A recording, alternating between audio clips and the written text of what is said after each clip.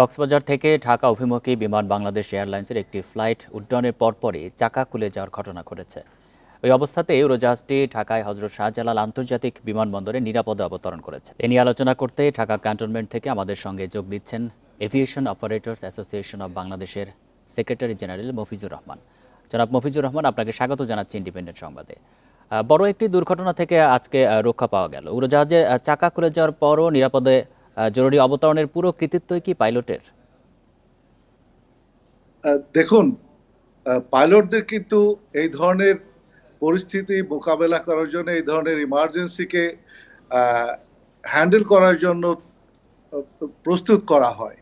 এটা খুবই স্বাভাবিক। এই ধরনের পরিস্থিতিতে যে কোনো পাইলটের কাছ থেকে আমরা এটা আশা করব।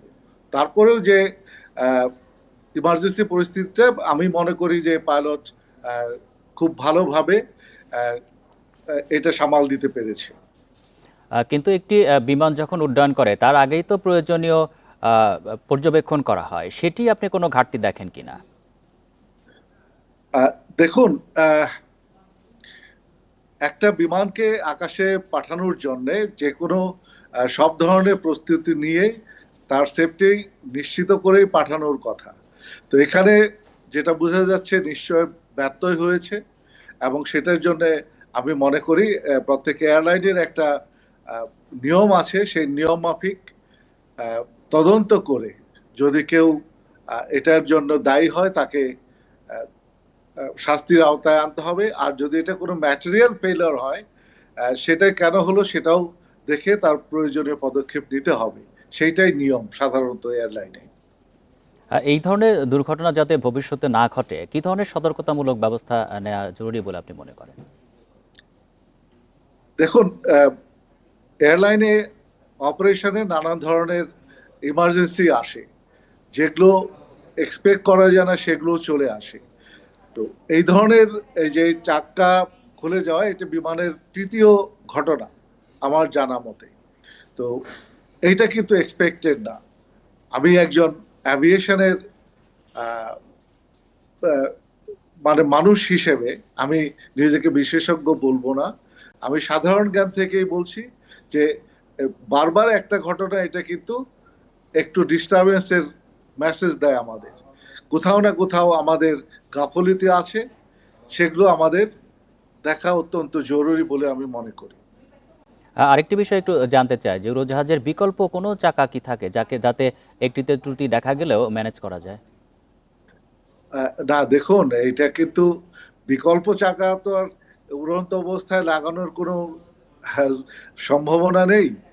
এই যে পিছনের মানে যে আমরা পিছনের মেইন ল্যান্ডিং গিয়ার বলি আর সামনে নোজ ল্যান্ডিং গিয়ার বলি, এগুলোই থাকবে।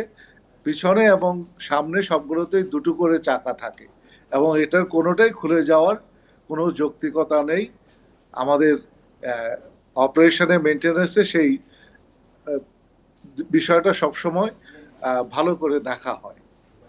আপনি বলছিলেন যে এটি তৃতীয় ঘটনা, তো এই ধরনের ঘটনা আসলে তৃতীয়বার ঘটা কি স্বাভাবিক কিনা, আর কেন ব্যবস্থা নেওয়া হয়নি এতদিনে আগে যে ঘটনা হয়েছিল? আমার মনে হয় যে এটা অবশ্যই স্বাভাবিক না। এটার জন্য আমাদের আরো সতর্ক হওয়া প্রয়োজন। এয়ারলাইন যাত্রীদের জন্য একটা নির্ভরযোগ্য বাহন হিসেবে পরিচিত।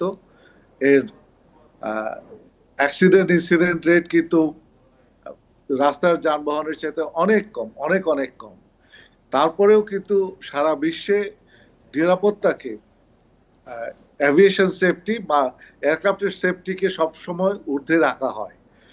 আমাদের আইকেও যে একটা সংস্থা আছে, ইন্টারন্যাশনাল সিভিল এভিয়েশন অর্গানাইজেশন, আমরা যেটার স্বাক্ষরকারী, ইউনাইটেড নেশনসের একটা অঙ্গ সংগঠন, সেখানে কিন্তু 19 নম্বর চ্যাপ্টার যেটা, সেটা কিন্তু শুধুমাত্র অ্যাভিয়েশনে কিভাবে সেফটি এনশিওর করা হবে সেটাকে দেখা হয়। তো আমরা সেই সনদের স্বাক্ষরকারী হিসেবে আমাদের যা যা করা প্রয়োজন সেটা আমাদের করতে হবে। এখানে গাফলতির কোনো স্কোপ নেই। জি, জনাব মফিজুর রহমান, আপনাকে অসংখ্য ধন্যবাদ দিচ্ছি এতক্ষণ আমাদের সাথে থাকার জন্য।